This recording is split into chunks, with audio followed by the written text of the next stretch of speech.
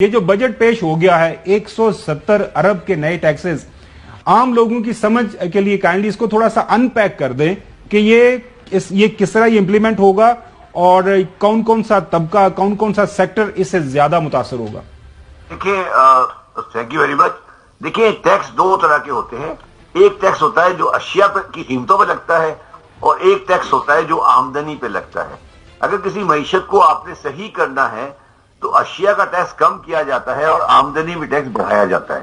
یہ جو ٹیکس لگا ہے یہ جنرل سیل ٹیکس ہے جو اشیاء پر لگا ہے، جو چیزوں کی پرچیز پہ لگا ہے، تو اس کا ریٹ، اس کو ہم جنرل سیل ٹیکس کہتے ہیں، اس کا ریٹ 17% ہے جو آلریڈی بہت ہائی ہے۔ اس 17% کو بڑھا کر 18 کر دیا گیا ہے۔ تو آپ یہ سمجھیں کہ ہر چیز کی قیمت جو ہے وہ تقریباً، آپ اس کو اس طرح لے لیں، تقریباً 7 سے 8% بڑھ جائے گی ان چیزوں کی قیمت جتنی جو انہوں نے، جن پہ آلریڈی ٹیکس لگا ہوا ہے۔ یہ سیل ٹیکس کا آپ نے پرسنٹیج اس طرح بڑھا لیا تو یہ کسی بھی معاشرے کے لیے بدترین ٹیکس ہے۔ اور مجھے سب سے زیادہ افسوس اس بات کا ہے کہ یہ 5 6 8 دن سے بیٹھے ہوئے ٹیکس لگا رہے ہیں، 170 ملین ٹیکس لگا رہے ہیں۔ اگر انہوں نے یہ 17 سے 18 ہی کرنا تھا تو یار یہ تو ایک 5 منٹ کا کام ہے، یہ سیکشن آفیسر کر دیتا ہے۔ یہ تو ایک پاکستان کا سیکشن آفیسر، مجھے آپ کہیں کہ نہیں مجھے 5 ٹیکس کرنا ہے، 50 کو ڈبل کرنا ہے، آپ ریٹ کو ڈبل کر دیں۔ ٹیکس یہ تھوڑی ہوتا ہے کہ آپ پیسے ریکارڈ کرنے کے لیے طریقہ اپنا لیں۔ ٹیکس وہ ہوتا ہے کہ اس طرح لگایا جائے کہ جو دینے والا ہے اس کی سکت میں ہے، آپ آمدنی سے لے رہے ہیں، صحیح لوگوں سے لے رہے ہیں۔ تو یہ جو کچھ انہوں نے کیا ہے یہ بدترین اور نالائق ترین ٹیکس ہے، اس کو اس طرح میں کمنٹ نہیں کر سکتا۔ اچھا شبر زیدی صاحب، یہ جو سیمنٹ کے اوپر وہ میں پڑھ رہا تھا جو ایکسائز ڈیوٹی ہے وہ پر کےجی 2 روپے بڑھا دی گئی ہے۔ اب سیمنٹ تو بےچارے کسی غریب آدمی نے بھی چھوٹا سا گھر بنانا ہے، چلے بڑے لوگ تو فارم ہاؤسز بناتے ہیں، اس کا تھوڑا سا ایکسپلین کیجئے گا۔ میں بتاتا ہوں ایک بات، دیکھو بڑی سمپل سی بات ہے خاور صاحب، بات یہ ہے کہ ان سے ٹیکس کی ایکسپینشن نہیں ہو رہی۔ ٹیکس کی جو ٹیکس میں نئے لوگ نہیں آ رہے، لوگ آمدنی پہ ٹیکس نہیں دے رہے۔ اب یہ کیا کرتے ہیں، یہ بیٹھ کے شام کو ایف بی آر والے کو بولتے ہیں کہ کیا چیز بک رہی ہے اور کس چیز کی زیادہ فیکٹریاں چل رہی ہیں۔ تو پچھلی گورنمنٹ کے دوران میں سیمنٹ نے ایکسپشنل گروتھ دکھائی تھی پاکستان میں اور سیمنٹ کی ایکسپورٹ تک چلے گئے تھے۔ اب انہوں نے کہا سیمنٹ پہ اچھے پیسے بن رہے ہیں، پیسے آ رہے ہیں تو اس سے پیسے پکڑ لو۔ یہ ایکچولی دکاندار ہے، یہ کوئی اکنامسٹ نہیں ہے۔ ان کی سوچ دکانداروں والی ہے بیسیکلی۔ یہ آپ اس کو سمجھیں کہ یہ مطلب آپ بڑی منڈی تو اچھا بازار ہے، یہ سمجھ کے آپ بس کیا بولتے ہیں، کیا کہتے ہیں۔ اچھا چوہی صاحب، یہ آپ سے سوال کرنا چاہ رہے ہیں لیکن ناظرین آپ کے کامنٹ کے لیے، یہ چونکہ وہ انڈسٹری آپ کو پتہ ہے، یہ جو کنسٹرکشن انڈسٹری ہے اس کے ساتھ 40 انڈسٹریز اٹیچڈ ہیں۔ تو سب سے بنیادی جو ایک عنصر استعمال ہوتی ہے، ایک چیز استعمال ہوتی ہے گھر بنانے میں، وہ تو سیمنٹ ہے۔ سیمنٹ مہنگا ہو گیا، اس کا مطلب ہے آپ نے پوری کی پوری انڈسٹری کے اوپر اتنا بڑا بوجھ ڈال دیا ہے۔ اب وہ انڈسٹری کس طرح یہ برداشت کرے گی بوجھ، آنے والے دنوں کے اندر پتہ چلے گا۔ جی چوہی صاحب۔ شبر زیدی صاحب، ایک تو آپ کو تو ہم گڈ نیوز سمجھتے ہیں کہ جب بھی آپ کسی شو میں آتے ہیں، کہیں بات کرتے ہیں تو ملک میں کوئی پازیٹیو چینج کی، کوئی پازیٹیو ڈیولپمنٹس کی، اکنامک ایکٹیویٹی جنریٹ ہونے کی، عام آدمی کے لیے کوئی خیر کی خبر یا کوئی برکت کا دروازہ کھلنے کی بات کرتے ہیں تو we are very fond of you.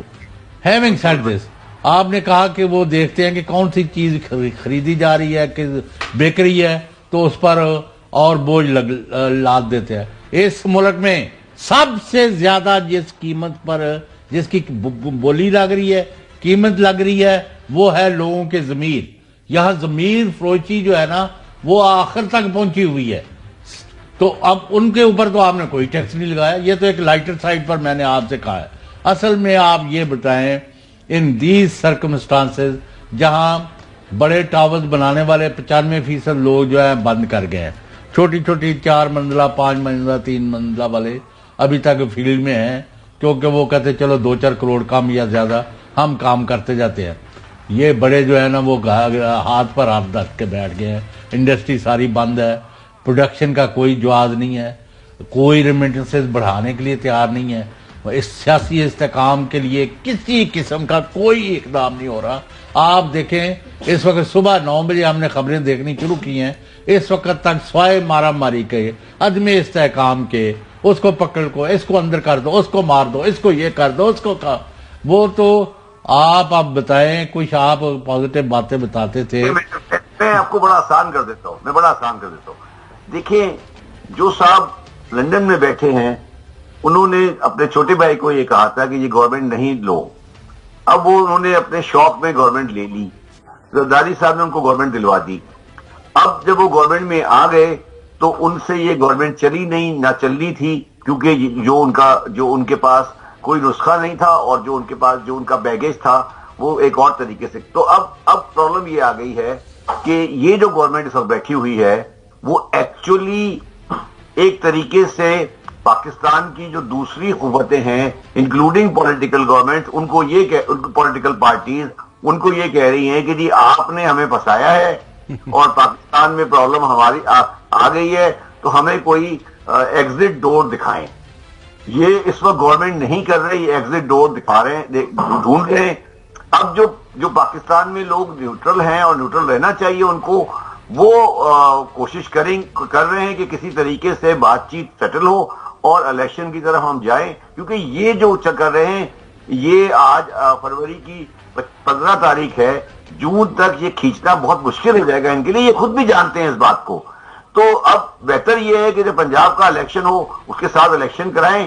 جو بھی گورنمنٹ آتی ہے ان کی آ جائے اور پاکستان میں یہ جو ایک سیاسی کشمکش ہے یہ ختم ہو. کیونکہ یہ ان کو اچھی طرح پتا ہے کہ یہ معیشت نہیں چلا سکتے. یہ جو آج کا سو کالڈ بجٹ آیا ہے یہ بالکل کلیئر ہے. اور IMF والے جو واپس چلے گئے وہ ایسے ہی واپس نہیں گئے، وہ کچھ پیغام دے کے گئے ہیں.